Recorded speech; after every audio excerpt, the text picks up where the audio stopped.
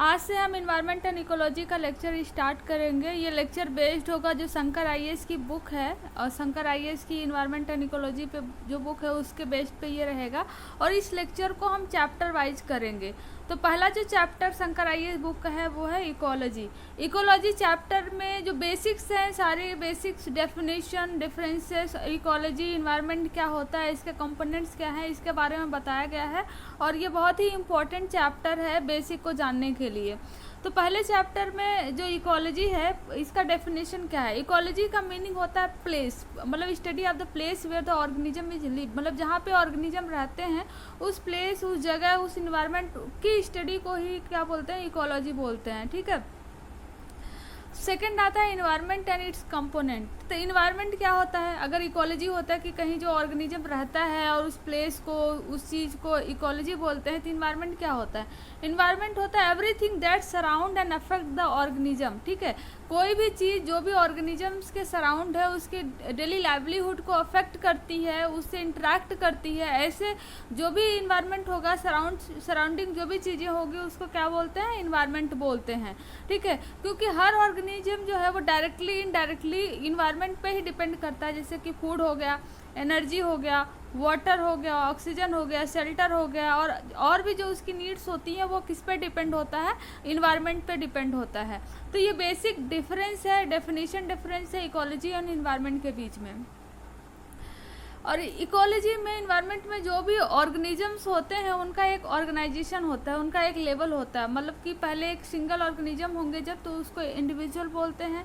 और जो single individual, मतलब एक ही तरीके का ऑर्गेनिज्म जो है रिप्रोड्यूस करके मल्टीपल ऑर्गेनिज्म बनाए, तो इसको क्या बोलते हैं, पॉपुलेशन बोलते हैं। और कई तरह की पॉपुलेशन जब एक दूसरे के एग्जिस्टेंस, मतलब इंट्रैक्शन में आए, तो उसको कम्युनिटी बोलते हैं। इसको हम बेहतर तरीके से जो है कि इमेज के थ्रू हम देख सकते हैं। जैसे कि यहाँ पे एक ऑर्गेनिज्म है, ठीक है, तो इसका पहले क्या होता है, सर्वाइवल होता है, मतलब सर्वाइव करता है ये, रिप्रोड्यूस करता है ये, मतलब एडॉप्ट करता है उस प्लेस को, और इसी की जैसे मल्टीपल ऑर्गेनिजम्स बन जाते हैं। तो जब एक सिंगल होता है तो इसको क्या बोलते हैं, इंडिविजुअल लेवल पे बोलते हैं, इंडिविजुअल बोलते हैं। और जो मल्टीपल हो जाता है सेम ऑर्गेनिज्म, तो इसको पॉपुलेशन बोलते हैं। ठीक है, और इसी में फिर डायनेमिक्स होता है, पॉपुलेशन डायनेमिक्स होता है, एवोल्यूशन होता है, और डिफरेंट तरह की पॉपुलेशन बनती है। और जब डिफरेंट तरीके की पॉपुलेशन एक दूसरे के इंटरेक्शन में आएंगे तो इस चीज़ को क्या बोलेंगे, कम्युनिटी बोलते हैं। मतलब जब टू या मोर तरीके की पॉपुलेशन एक दूसरे के इंटरेक्शन में आए, एक दूसरे की लाइवलीहुड, एक दूसरे के अफेक्ट करे, तो ऐसे जो इन्वायरमेंट बन जाएगा इसको क्या बोलते हैं, कम्युनिटी बोलते हैं। और जब यही जो है कि एक बड़े लेवल पे होगा, मतलब जहाँ पे ऑर्गेनिक और इनऑर्गेनिक और सब कुछ जो है एक दूसरे के एग्जिस्टेंस में आएंगी, और जो न्यूट्रिएंट्स होगा, एनर्जी फ्लक्स होगा, और एनर्जी में जो न्यूट्रिएंट्स होंगे उनकी साइकिलिंग वगैरह होगी, एक पूरा सिस्टम बन जाएगा, तो इसको क्या बोलते हैं, इकोसिस्टम बोलते हैं। और ये जो ग्लोबल लेवल पे प्रोसेस हो तो इस चीज़ को क्या बोलते हैं, बायोस्फीयर बोलते हैं। तो कैसे ऑर्गेनाइजेशन है, स्टार्टिंग फ्रॉम द ऑर्गेनिज्म जिसको इंडिविजुअल बोलते हैं, then the population, then the community, then the ecosystem, and then the biosphere. ठीक है, तो ये हमारा था levels of the organisation in the ecology. Next आता है टाइप्स ऑफ द कम्युनिटी। यहाँ पे हमने देखा कि इंडिविजुअल, पॉपुलेशन, फिर कम्युनिटी आती है। तो कम्युनिटी जो सबसे बड़ी होती है कम्युनिटी होती है, फिर इकोसिस्टम और बायोस्फीयर आता है। तो कम्युनिटी में भी दो तरीके की कम्युनिटीज़ होती हैं, एक तो मेजर कम्युनिटी होंगी, एक माइनर कम्युनिटी होंगी। मेजर कम्युनिटी क्या होते हैं, जिसमें बहुत सारे ऑर्गेनिजम्स होते हैं। सपोज मान लो कि हर्बीवोर्स ले लो, प्लांट्स ले लो, एनिमल्स ले लो, कंज्यूमर्स ले लो, तो इसमें बहुत ही ज़्यादा कॉम्प्लेक्स एक सिस्टम होता है जिसको मेजर कम्युनिटी बोलते हैं। लेकिन माइनर कम्युनिटी में जैसे कि इंसेक्ट वगैरह हो गया, डेट्रीवोरस हो गया, जो सैप्रोफाइट्स वगैरह होते हैं, वो माइनर कम्युनिटी में आते हैं, क्योंकि इनकी संख्या तो ज़्यादा होती है लेकिन इनकी संख्या उतनी दिखाई नहीं देती। ठीक है, नेक्स्ट आता है इकोसिस्टम। इकोसिस्टम, अभी हमने देखा कि क्या डेफिनेशन, इकोलॉजी देखा हमने डेफिनेशन, इन्वायरमेंट हमने डेफिनेशन देखा, हमने इन्वायरमेंट का कंपोनेंट्स देखे क्या क्या होते हैं, और कम्युनिटी के हमने देखे कि दो तरीके के होते हैं, मेजर और माइनर कम्युनिटी। नेक्स्ट जो आता है इकोसिस्टम।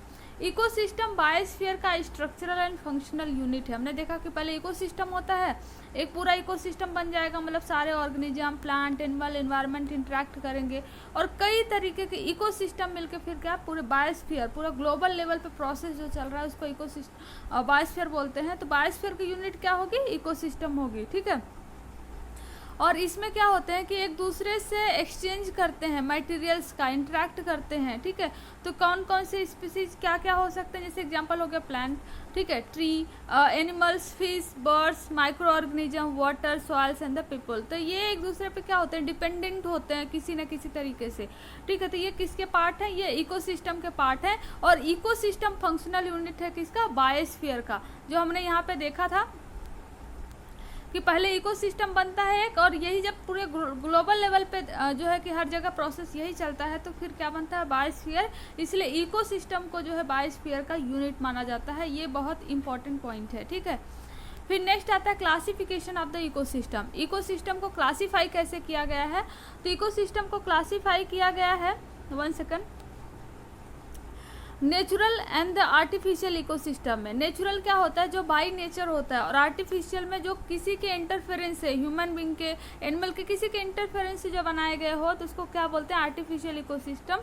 और आर्टिफिशियल इकोसिस्टम में सबसे बेस्ट एग्जांपल है क्रॉपलैंड इकोसिस्टम। जो क्रॉपलैंड इकोसिस्टम है, मतलब राइस पैडी की खेती हो रही है, वीट की हो रही है, कॉर्न की हो रही है, तो ये सारे ह्यूमन के द्वारा बनाए हुए हैं, ठीक है। तो ये क्या हो गया, आर्टिफिशियल इकोसिस्टम में आ गया। वही नेचुरल इकोसिस्टम में होते हैं दो तरीके के, एक लैंड इकोसिस्टम जो लैंड पे होगा, दूसरा एक्वाटिक इकोसिस्टम जो कि मतलब कि वाटर में होगा। और लैंड को भी हम डिवाइड करें तो हर जगह एक जैसे नहीं मिलते फॉरेस्ट, हर जगह एक जैसे प्लांट, एनिमल, फ्लोरा, फाना नहीं मिलते हैं। तो उसके बेस पे हम वेट है ना, मॉइस्चर और टेम्परेचर, वाटर के बेस पे डिफरेंट डिफरेंट जोन बन जाते हैं, और उसको क्लासीफाई 3 पार्ट में किया गया है। जब डेंस फॉरेस्ट हो तो फॉरेस्ट इकोसिस्टम, जब ग्रासेस हो तो ग्रास इकोसिस्टम, और जहाँ पे कोई भी प्लांट एनिमल बहुत ही कम हो और वाटर कम हो, वहाँ पे मॉइस्चर्स कम हो वहाँ पे, ठीक है, तो प्रेसिपिटेशन जहाँ पे कम हो, तो वहाँ पे क्या पाया जाता है, डेजर्ट इकोसिस्टम। इसी तरह एक्वाटिक इकोसिस्टम को 3 पार्ट में डिवाइड कर दिए हैं। अगर फ्रेश वाटर है तो उसको पॉन्ड इकोसिस्टम बोलेंगे, अगर ओशन है, सॉल्टी वाटर है, तो उसको ओशन इकोसिस्टम, और एस्चुरी मतलब सपोज कहीं पे फ्रेश वाटर और कहीं पे फ्रेश वाटर और ओशन जहाँ पे मिलते हैं, सपोज कोई रिवर आ रही है और ओशन में यहाँ फॉल होती है, ठीक है। तो इस प्लेस पे जहाँ पे एक दूसरे से मिलते हैं, ना पूरी तरीके से वाटर सॉल्टी होता है लाइक द ओशन, ना पूरी तरीके से वाटर फ्रेश होता है लाइक द रिवर, तो ऐसे पानी को ब्रैकिश वाटर बोलते हैं, ऐसे वाटर को ब्रैकिश वाटर बोलते हैं। और इस प्लेस को क्या बोलते हैं, एस्चुरी इकोसिस्टम, ठीक है। और यहाँ पे बहुत ही ज़्यादा डाइवर्स तरीके की फ्लोरा एंड फौना पाई जाती है, इवन डिफरेंट तरीके की फ्लोरा एंड फौना पाई जाती है। फिर नेक्स्ट जो हमने देखा कि कंपोनेंट ऑफ द इकोसिस्टम देखा, हमने इन्वायरमेंट का कंपोनेंट देखा। इसी तरीके से अगर इकोसिस्टम का कंपोनेंट देखें तो दोनों में ज़्यादा डिफरेंस नहीं है। कंपोनेंट ऑफ इकोसिस्टम और इन्वायरमेंट का कंपोनेंट ऑलमोस्ट सेम है, ठीक है। तो इसके 2 मेजर कंपोनेंट है, कौन से, एबायोटिक कंपोनेंट और सेकेंड जो है वो बायोटिक कंपोनेंट। एबायोटिक कंपोनेंट में क्या आएंगे, जैसे abiotic component non living parts जो होते हैं वो एबायोटिक कंपोनेंट में आते हैं। फिर सॉयल हो गया, वाटर हो गया, एयर हो गया, लाइट, ऑक्सीजन, नाइट्रोजन, ठीक है। फिर फिजिकल प्रोसेस अगर कोई होता है, सपोज वोल्केनो, अर्थक्वेक, फ्लड्स आते हैं, फॉरेस्ट फायर होता है, क्लाइमेट और वेदर कंडीशंस अगर कुछ होते हैं, तो ये सारे के सारे किसके एग्जाम्पल हैं, ये सारे एग्जाम्पल है एबायोटिक कंपोनेंट्स के, ठीक है। और फिर एनर्जी में हम देखें, और इवन ये एग्जाम्पल है, लेकिन कुछ ऐसे एग्जाम्पल्स हैं जो पूरे होल ऑर्गेनिजम्स के, होल प्लांट्स के जो भी हैं उनके सर्वाइवल को इफेक्ट करता है, उनके एडेप्टेशन को इफेक्ट करता है। तो वो कौन कौन से हैं, लाइक एनर्जी, ठीक है। पहला है एनर्जी। एनर्जी ही डिटरमाइन करता है कि ऑर्गेनिज्म का डिस्ट्रीब्यूशन कैसे होगा इन्वायरमेंट में, ठीक है। कि सपोज कि अगर जो है कि एनर्जी बहुत ज़्यादा है तो ऑर्गेनिज्म से भी बहुत ज़्यादा होंगे, क्योंकि हमने पढ़ा है कि जब एक ट्रॉपिक लेवल से दूसरे ट्रॉपिक लेवल पे जब जाते हैं तो एनर्जी का जो है वो 10% ही ट्रांसफ़र होता है, बाकी का लॉस हो जाता है। तो अगर एनर्जी ज़्यादा रहेगा तो वो ज़्यादा ऑर्गेनिज्म तक पहुँच पाएगी, तो ज़्यादा ऑर्गेनिज्म सर्वाइव कर पाएंगे। तो ये टोटल जो डिस्ट्रीब्यूशन है ऑर्गेनिज्म का वो डिपेंड करता है किस पे, एनर्जी पे। और सेकंड होता है sun directly supply the necessary energy. और ये सवाल उठता है कि ये एनर्जी आती कहाँ से है, तो ये एनर्जी सन से आती है, जिसको प्लांट जो है वो एक्यूमुलेट करते हैं, वो फोटोसिंथेसिस करके फिर वो जो है ट्रांसफ़र होती है, वे जो चेन होता है उसमें। फिर आता है रेनफॉल। देखो rainfall, water is the essential for all living beings. अगर वाटर नहीं हो तो लिविंग बींग सर्वाइव ही नहीं कर पाए सारे। इसलिए केमिकल रिएक्शन जितने भी होते हैं, जैसे अर्थ का एवोल्यूशन अगर देख लो, या माइक्रो ऑर्गेनिजम्स का एवोल्यूशन किस तरीके से हुआ है, ऑर्गेनिज्म का एवोल्यूशन जैसे हुआ, तो वो सारे वाटर्स में ही हुए हैं। तो water is the very essential part of the living being, ठीक है। थर्ड इम्पॉर्टेंट जो पॉइंट है वो टेम्परेचर, क्योंकि टेम्परेचर जो है कि हर ऑर्गेनिज्म का जो टॉलरेट करने की क्षमता होती है वो अलग अलग होती है, लेकिन बियॉन्ड ए सर्टन टॉलरेट जो टॉलरेंस पॉइंट होता है उसके बाद जो टेम्परेचर को टॉलरेट करना किसी भी ऑर्गेनिज्म के लिए मुश्किल होगा। तो टेम्परेचर इज द ऑल्सो ये important fact for the survival of the organisms. Next आता है एटमॉस्फेयर। एटमॉस्फेयर क्यों इंपॉर्टेंट है? क्योंकि एटमॉस्फेयर में हर चीज़ का एक फिक्स लिमिट होता है, एक फिक्स कॉन्टिनेंट होता है, परसेंटेज होता है। मतलब एक एटमॉस्फेयर एक बैलेंस अमाउंट के बैलेंस फॉर्म में रहता है। लेकिन अगर इसमें कुछ इफेक्ट हुआ, सपोज नाइट्रोजन 71-72% से नाइट्रोजन सीधे 95% हो गया, तो ये जो लिविंग ऑर्गेनिजम्स हैं, ठीक है, तो उनके लिए ये खतरा एक स्टार्ट हो जाएगा। नेक्स्ट होता है सबस्ट्रेटम। हर ऑर्गेनिज्म को सर्वाइव करने के लिए एक सबस्ट्रेटम की ज़रूरत होती है, जैसे कि ह्यूमन या एनिमल जो भी हैं उनको अर्थ मतलब अर्थ की ज़रूरत पड़ती है। कुछ ऐसे होते हैं जो कि सॉइल में नहीं, जो कि वाटर में रहते हैं, कुछ ऐसे हैं जो पेड़ पौधों पे रहते हैं। तो एक सबस्ट्रेटम चाहिए होता है अटैच्ड होने के लिए। तो substratum is also a part of the survival of the for the organism. Next होता है मटेरियल्स। मटेरियल्स में क्या रिक्वायर होंगे? मटेरियल्स में यही जो ऑर्गेनिक कंपाउंड्स होते हैं जो प्लांट के द्वारा सिंथेसाइज किए जाते हैं, जैसे प्रोटीन हो गया, कार्बोहाइड्रेट हो गया, लिपिड हो गया, ठीक है, ये सारी चीज़ें। और उसके बाद फिर फॉस्फेट, कुछ इनऑर्गेनिक जो चीज़ें होती हैं जैसे carbon dioxide, water, sulphur, nitrates, phosphate, ions, ये सारे प्लांट के सर्वाइवल के लिए ज़रूरी होते हैं। तो मटेरियल्स भी चाहिए और ये सारी चीज़ें क्या हैं, इनऑर्गेनिक में आ जाती हैं, ठीक है। नेक्स्ट हम देखें तो लैटिट्यूड एंड अल्टीट्यूड।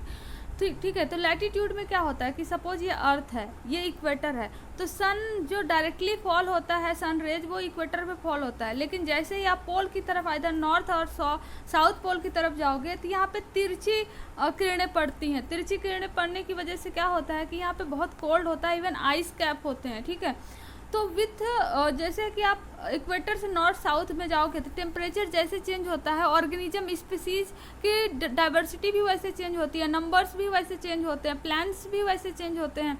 तो ये भी एक अफेक्ट डालता है on the survival of the plants and the type of the plants and biodiversity of the plants and animal, ठीक है। नेक्स्ट आता है एल्टीट्यूड। एल्टीट्यूड में क्या होता है कि जब हम किसी पर्वत या पहाड़ ऐसे ऊंचे जाते हैं तो टेम्परेचर कम होता है, बर्फ़ गिरती है वहाँ पे, जैसे हिमालय वगैरह पे देखो। तो जब टेम्परेचर कम होगा तो ऑर्गेनिज्म भी ऐसे होने चाहिए कि जो वैसे टेम्परेचर पे सर्वाइव कर सके। सारे ऑर्गेनिज्म तो सर्वाइव नहीं कर पाएंगे। तो लैटिट्यूड एंड एल्टीट्यूड जो है also affect on the survival of the plants and the animal. तो ये टोटल कंपोनेंट्स किस में थे? एबायोटिक में। अगर क्वेश्चन ऐसे मेन से पूछ ले कि एबायोटिक फैक्टर्स कैसे अफेक्ट करते हैं मतलब कि जो ऑर्गेनिजम्स होते हैं उन पे, तो ये सारे पॉइंट्स थे। नेक्स्ट आता है बायोटिक कंपोनेंट। बायोटिक कंपोनेंट में दो तरीके के कंपोनेंट आते हैं बेसिकली। इसके पहले दो तरीके देखने के पहले हम देख लें आते क्या क्या हैं। प्लांट्स आते हैं, एनिमल्स आते हैं, माइक्रोब्स आते हैं। तो कुछ अपने जो फूड मटेरियल खुद तैयार करते हैं, कुछ दूसरों पे डिपेंड होते हैं, ठीक है। जो खुद तैयार करते हैं उनको प्लांट्स हैं वो प्राइमरी कंज्यूमर्स में आते हैं। प्राइमरी कंज्यूमर्स मतलब ऑटोट्रॉप या सेल्फ नरिशिंग, मतलब सन रेज से लेके सन को और अर्थ से अपने एलिमेंट्स को लेके, वाटर्स को लेके अपने फूड मटेरियल खुद तैयार कर लेते हैं। नेक्स्ट आते हैं जैसे एनिमल्स और माइक्रोब्स हो गए, ये डिपेंड होते हैं प्लांट पे, तो इनको कंज्यूमर बोलते हैं या हेटेरोट्रॉप्स बोलते हैं, ठीक है। तो कंज्यूमर्स को दो पार्ट में डिवाइड किया गया है। बेसिकली कंज्यूमर्स को अगर हम देखें तो 5-6 पार्ट में डिवाइड किया गया है, जो कि बहुत इंपॉर्टेंट है। ये बेस्ड है on the basis of the ये कैसे अपने फूड मटेरियल्स को प्राप्त करते हैं उस बेस पे। जैसे माइक्रो कंज्यूमर्स में क्या आते हैं? हर्बीवोर्स आते हैं, जैसे प्लांट्स हो गए, ठीक है। हर्बीवोर्स आते हैं मतलब जो प्लांट को खाते हैं, जो प्लांट्स पे डिपेंड होते हैं, जैसे काऊ और रैबिट हो गया। फिर सेकेंडरी कंज्यूमर्स और जो हर्बीवोर्स होते हैं जो डायरेक्टली प्लांट्स पे डिपेंड होते हैं, इन्हीं को प्राइमरी कंज्यूमर भी बोलते हैं क्योंकि ये अपने फूड खुद नहीं बनाते। नेक्स्ट आता है सेकेंडरी कंज्यूमर। सेकेंडरी कंज्यूमर वो कंज्यूमर होते हैं जो कि प्राइमरी कंज्यूमर को खाएं, जो प्राइमरी कंज्यूमर पे डिपेंड होते हैं, that is called the secondary consumer. जैसे वोल्व्स हो गया, फिर आता है कार्निवोर्स। कार्निवोर्स में को टर्सरी कंज्यूमर्स बोलते हैं, जैसे लायंस हो गया जो कि वोल्स वगैरह को खाते हैं। फिर आता है ओमनीवोर्स। ओमनीवोर्स में ऐसे एनिमल्स आते हैं जो कि दूसरों पे, जो कि एनिमल प्लांट सब कुछ खाते हैं, जैसे मैन हो गया या मंकी हो गया, तो ये किस में आते हैं, ओमनीवोर्स में आते हैं। फिर नेक्स्ट आता है माइक्रो कंज्यूमर्स, जिसको सैप्रोट्रॉप्स बोलते हैं। माइक्रो कंज्यूमर्स में आते हैं बैक्टीरिया हो गया, फंजाई हो गया, तो जो डिकम्पोजर का काम करते हैं, जैसे अर्थवर्म्स हो गए, या सॉइल में जैसे निमेटोड्स, ये सारी चीज़ें राउंड वर्म्स जो होती हैं हिंदी में बोलते हैं, जिसको बोलते हैं, वो बहुत ज़्यादा मिलती हैं और ये एज ए डिकम्पोजर का काम करती हैं, इसलिए इनको बोलते हैं माइक्रो कंज्यूमर या सैप्रोट्रॉप्स। ठीक है, तो हमने देख लिया एबायोटिक एंड बायोटिक फैक्टर में क्या डिफरेंस है। एबायोटिक में आता है, बायोटिक में आता है जो वो लिविंग होता है, जैसे एग्जांपल हो गया प्लांट, एनिमल, फंजाई, बैक्टीरिया। और नॉन लिविंग में, जिसको नॉन बायोटिक बोलते हैं, उसमें आता है water, sunlight, soil, air and temperature. ठीक है, फिर नेक्स्ट जो बहुत इंपॉर्टेंट क्वेश्चन है कि goods and services provide by the ecosystem, मतलब इकोसिस्टम के द्वारा कौन कौन से गुड एंड सर्विसेज प्रोवाइड की जाती है। Why the ecosystem is necessary for the whole life, मतलब कि सारे ऑर्गेनिजम्स के लाइफ के लिए इकोसिस्टम क्यों इम्पोर्टेंट है, और इकोसिस्टम क्यों इम्पोर्टेंट है, मतलब कि ऑर्गेनिज्म के एग्जिस्टेंस के लिए। तो इसमें कुछ जो ये इम्पोर्टेंट पॉइंट है यहाँ मैंने इंक्लूड किया हुआ है। पहला है ये प्रोवाइड करते हैं फूड, फ्यूल्स एंड फाइबर्स। ठीक है, जिसको ट्रिपल एफ बोलते हैं, कि ये प्रोवाइड करते हैं। सेकंड है कि शेल्टर और बिल्डिंग मटेरियल, यही प्रोवाइड करते हैं। बिल्डिंग मटेरियल जैसे पेड़ पौधों को काट के जो है बिल्डिंग मटेरियल बना जाता है। ठीक है, और उसी से शेल्टर बना जाते हैं, घर बना जाते हैं, तो ये शेल्टर और बिल्डिंग मटेरियल दोनों प्रोवाइड करता है। फिर वाटर को प्यूरिफाई करने का काम करता है, एयर को प्यूरिफाई करने का काम करता है, क्योंकि जो इकोसिस्टम में प्लांट्स होते हैं तो कार्बन डाइऑक्साइड जो एक्सेस हो जाता है उसको वो लेके फोटोसिंथेसिस में कन्वर्ट कर देते हैं और ऑक्सीजन देते हैं, इस तरीके से एयर को प्यूरिफाई करने का काम करते हैं। Detoxification and decomposition of the wastage, और यहीं पे जो कुछ ऐसे ऑर्गेनिज्म, इंसेक्ट, फंजाई ऐसे होते हैं जो डिकम्पोजर का काम करते हैं, तो ये डिटॉक्सिफाई करने का काम करते हैं। फिर जो इसी तरीके से अर्थ के क्लाइमेट्स को ये जो है कि एक मॉडरेशन, मतलब कि स्टेबलाइज करते हैं, जैसे कि हवा चलता है, टेम्परेचर जो है कि कंट्रोल रहता है, और फिर जब रेनफॉल होता है फिर टेम्परेचर अपने जो है कि इसी तरीके से साइकिलिंग होती है जब न्यूट्रिएंट्स की। ठीक है, तो एक पूरा एक इस्टेब्लिश इकोसिस्टम बना रहता है, एक इस्टेब्लिश बायोस्फीयर बना रहता है। ठीक है, जैसे फ्लड, ड्राउट, टेम्परेचर और एक्सट्रीम जो विंड्स वगैरह आए तो उसको भी रोकने का काम करते हैं ये जो इकोसिस्टम है। और उसके बाद सॉइल फर्टिलिटी में, जैसे न्यूट्रिएंट साइकिल में हमने देख लिया कि इनके काफ़ी रोल होते हैं। तो पॉलिनेशन ऑफ द प्लांट्स के पॉलिनेशन में, जिसमें बेसिकली क्रॉप जो होता है, तो क्रॉप के पॉलिनेशन में और पेस्ट और डिजीज़ के कंट्रोल में भी इनका रोल होता है। Maintenance of the genetic resources और variety of the life stock, breeds, medicine, है ना, ये सब को मेंटेन करने का काम करते हैं। और कल्चरल एंड एस्थेटिक बेनिफिट तो इनका है ही, बहुत सारे लोग बहुत सारे प्लांट्स वगैरह की पूजा करते हैं। तो ये बहुत ही इंपॉर्टेंट फीचर्स है जिसको मेंस में जो है मेंशन किया जा सकता है, या एसे वगैरह में मेंशन किया जा सकता है कि what are the good and services provide by the ecosystem. ठीक है, फिर नेक्स्ट जो अगला टॉपिक आता है इकोटोन। इकोटोन बहुत ही इंपॉर्टेंट टॉपिक है। इकोटोन का मतलब होता है ट्रांजिशन जोन। ट्रांजिशन जोन मतलब जहाँ एक ट्रॉपिक लेवल दूसरे ट्रॉपिक लेवल जो एक कम्युनिटी दूसरे कम्युनिटी से जहाँ पे मिलती है, ऐसे प्लेसेस को क्या बोलते हैं, इकोटोन रीजन बोलते हैं। ठीक है, जैसे अगर देख लो कि टेरेस्ट्रियल इकोसिस्टम में क्या होता है, और मेराइन इकोसिस्टम, जहाँ टेरेस्ट्रियल इकोसिस्टम मेराइन इकोसिस्टम से जहाँ मिलेंगे एक डिफरेंट तरीके की यहाँ पे जोन बनेगा, एक जिसको ट्रांजिशन जोन बोलते हैं। वहाँ पे इसका भी क्लाइमेट का कुछ असर होगा, इसका भी कुछ क्लाइमेट का असर होगा, और यहाँ पे डिस्टिंक्ट तरीके की स्पीसीज बनेगी, और इवन द मोर एनिमल या फ्लोरा फौना की डाइवर्सिटी इस प्लेस पे देखने को मिलती है। इसी तरीके से ग्रासलैंड देखें हम, तो ग्रासलैंड जो है किसका जो है कि इकोटोन है, वो इकोटोन है डेजर्ट और फॉरेस्ट के बीच में। इसका इमेज देखें तो यहाँ पे देख सकते हैं, ये लैंड इकोसिस्टम है, ये वाटर इकोसिस्टम है जहाँ पे एक दूसरे से मिल रहे हैं, यहाँ पे डाइवर्सिटी भी बहुत ज़्यादा देखने को मिल रही है। ठीक है, तो इसको बोलते हैं ट्रांजिशन जोन। और इस इफेक्ट को, जिसकी वजह से बहुत ज़्यादा स्पीसीज, बहुत ज़्यादा एनिमल्स मिलते हैं, इस इफेक्ट को बोलते हैं एज इफेक्ट। यहाँ पे अगर हम ग्रासलैंड को देखें तो यहाँ पे देखोगे दो एनिमल दिखाई दे रहे हैं, तो यहाँ से डेजर्ट इकोसिस्टम और इधर से फॉरेस्ट, दोनों जहाँ पे मिलते हैं वहाँ पे क्या बनता है, ग्रासलैंड इकोसिस्टम। तो हमें समझ में आ गया कि जो ट्रांजिशन जोन होता है दो इकोसिस्टम का, जहाँ दो इकोसिस्टम के क्लाइमेटिक वेदर कंडीशंस मिलते हैं, ठीक है, ऐसे जोन को क्या बोलते हैं, इकोटोन बोलते हैं, जहाँ पे स्पीसीज रिचनेस बहुत ज़्यादा होती है, डिस्टिंक्ट टाइप की स्पीसीज मिलती हैं, और ऐसे इफेक्ट को क्या बोलते हैं, एज इफेक्ट बोलते हैं, जो कि काफ़ी बार जो है कि एग्जाम में एज इफेक्ट के बारे में अगर इकोटोन डायरेक्टली नहीं पूछा है तो एज इफेक्ट करके पूछा हुआ है, ठीक है। तो करेक्टरिस्टिक क्या है इकोटोन के, तो इकोटोन एक वाइड से लेकर नैरो तक भी हो सकता है, मतलब इकोटोन बहुत बड़ा भी हो सकता है, जैसे समुद्र वाला ओशन वाला रीजन ले लो और उसका जो तटीय इलाका वाला जोन ले लो, ठीक है। इसका एक एग्जांपल मिलेगा मैंग्रोव्स।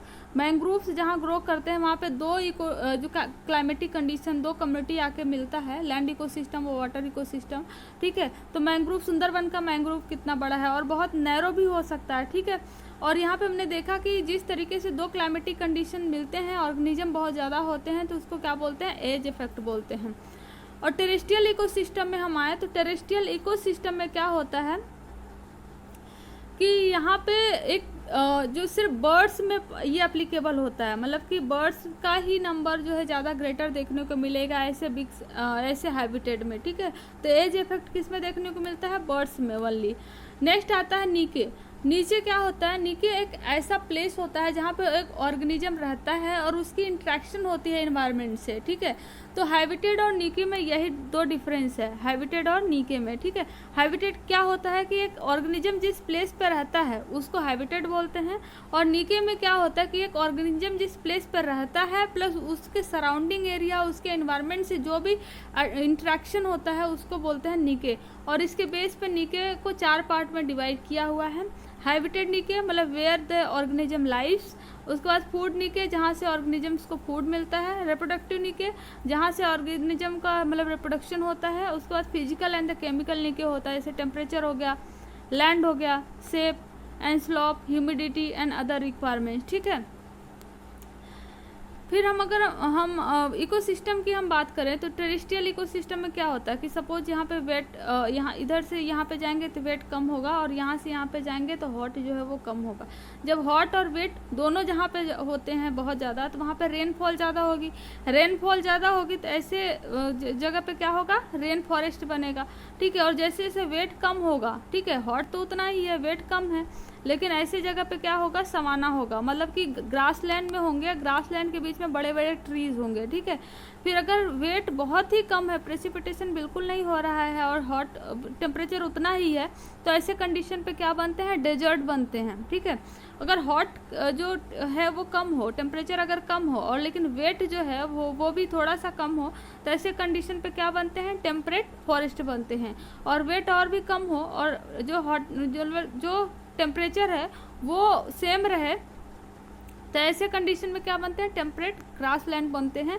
और जहाँ पे वेट एकदम कम हो और हॉट जो टेम्परेचर है वो भी कम होता है, ऐसे कंडीशन पे बनते हैं क्या, डेजर्ट। और फिर जब हॉट मतलब टेम्परेचर और वेट एकदम कम होने लगे, मतलब कि पूरी तरीके से कम ना हो, तो वहाँ पे सर्प आर्कटिक जोन बनता है, मतलब आर्कटिक वाला जो रीजन है उसके जस्ट बिलो।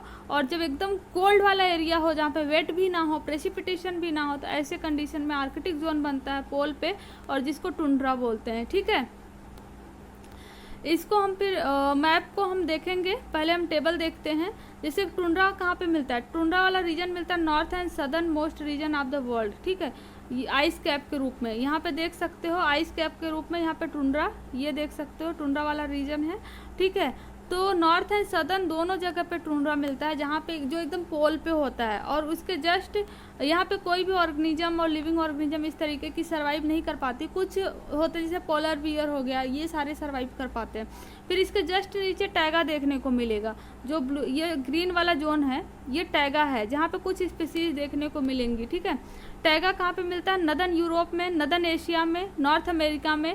यहाँ पे मॉडरेट टेम्परेचर होता है देन द टुंड्रा, ठीक है। और यहाँ पे क्या क्या वेजिटेशन मिलते हैं, डोमिनेटिंग वेजिटेशन जो होगा वो कोनिफर्स होंगे, एवरग्रीन मोस्टली स्प्रूस होंगे, पाइन होंगे, फायर्स होंगे, ठीक है। और fauna consist of the birds, hawks, fur bearing, मतलब ऐसे होंगे जिनके बड़े बड़े पंख वगैरह हो, मतलब फर वगैरह हो, जो कि अपने आप को प्रोटेक्ट कर सके इस ठंड इलाके में। तो जस्ट एकदम पूरे नॉर्थ में क्या होता है, टुंड्रा होता है। उसके साउथ में, टुंड्रा के साउथ में क्या होते हैं, टैगा होते हैं, ठीक है।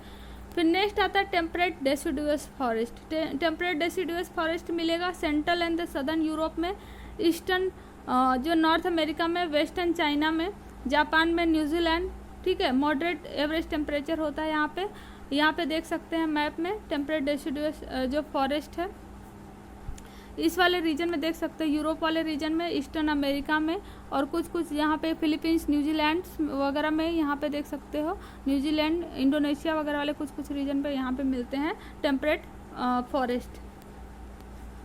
यहाँ पे जो ऑर्गेनिजम्स फ्लोरा फाना होंगे यहाँ पे मिलेंगे कि बीच, ओक, मैपल, चेरी।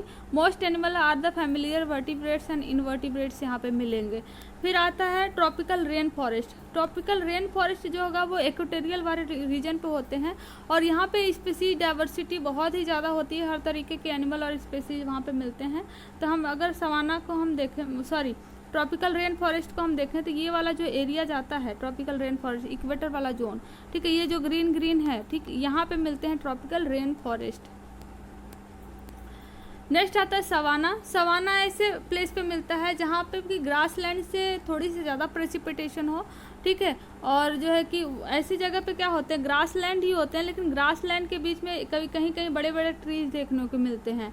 तो ये मोस्टली कहाँ पे मिलता है, अफ्रीका में मिलता है, ठीक है। और यहाँ पे जो फ्लोरा फाना मिलेंगे उसमें एंटीलोप, बफेलो, जेब्रा, एलिफेंट ये सारे होते हैं, ठीक है। और थॉर्नी श्रब्स होते हैं, प्लांट्स में यहाँ पे थॉर्नी श्रब्स देखने को मिलेंगे। फिर आता है ग्रास लैंड। ग्रास लैंड कहाँ पे मिलता है, नॉर्थ अमेरिका में, यूक्रेन में, टेम्परेट कंडीशन जहाँ पे लो रेनफॉल वगैरह वाला जोन होता है, ठीक है। तो ये येलो वाला जो रीजन है, जो येलो वाला पोर्शन है यहाँ पे देखो नॉर्थ अमेरिका में, यहाँ पे साउथ अमेरिका में, ठीक है। यहाँ पे अगर मिडिल देखें हम एशिया में, तो यहाँ पे ये वाला जो जोन है येलो वाला, यहाँ पे ग्रास लैंड्स मिलते हैं। यहाँ पे ग्रासलैंड्स में एनिमल्स भी वैसे मिलेंगे जैसे बाइसन हो गया, जो एंटीलोप हो गया, कैटल्स हो गए, रोडेंट हो गए, ठीक है, प्रेरी डॉग्स वगैरह हो गए। फिर आता है डेजर्ट। डेजर्ट तो हर कोई पे जानता है कहाँ पे मिलेंगे, मोस्टली ये जो बहुत बड़े बड़े डेजर्ट मिलते हैं अफ्रीका वाले जोन में मिलते हैं। और यहाँ पे फ्लोरा फौना ऐसे मिलते हैं जो कि ड्राउट कंडीशन में सर्वाइव कर सके, जैसे रेप्टाइल्स हो गया, स्मॉल मैमल्स, स्मॉल बर्ड्स वगैरह यहाँ पे मिलते हैं। फिर एक्वाटिक जोन में हम आए तो एक्वाटिक सिस्टम में बायोम्स नहीं होते, जैसे हमने टेरेस्ट्रियल सिस्टम में हमने बायोम्स देखा, हमने टुंड्रा देखा, टैगा देखा, ग्रास लैंड, रेन फॉरेस्ट हमने देखा सब कुछ।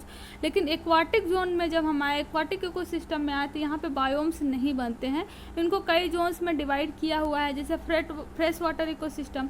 फ्रेश वाटर इकोसिस्टम दो तरीके को होते हैं, लेंटिक होते हैं, लोटिक होते हैं। लेंटिक में क्या होते हैं, जो स्टैंडिंग वाटर होते हैं, मतलब जो एक ही जगह हो, जैसे पॉन्ड हो गया इसका एग्जांपल।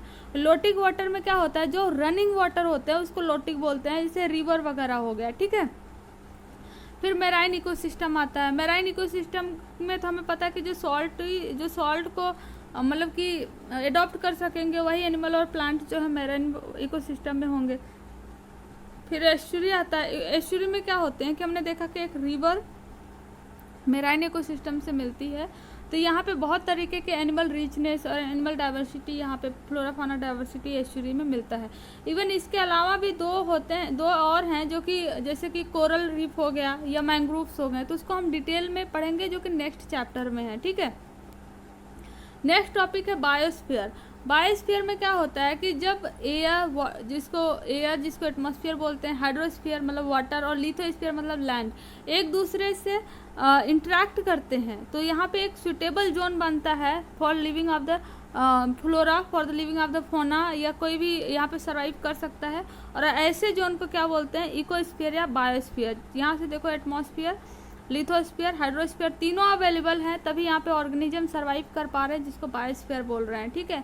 अगर नहीं होंगे, तीनों में से कोई एक भी अवेलेबल नहीं होगा, तो ऐसे प्लेस पे सर्वाइव कर पाना ऑर्गेनिज्म का मुश्किल होता है। तो ये टोटल जो लेक्चर था वो फर्स्ट चैप्टर के बेस्ड पे था। फर्स्ट चैप्टर जो शंकर IAS वाली बुक है, और सेकंड चैप्टर वाला जो हम कंप्लीट करेंगे नेक्स्ट लेक्चर में, जिसका नेम है function of an ecosystem. Second chapter भी काफ़ी इंपॉर्टेंट है और बहुत ज़्यादा फैक्चुअल है।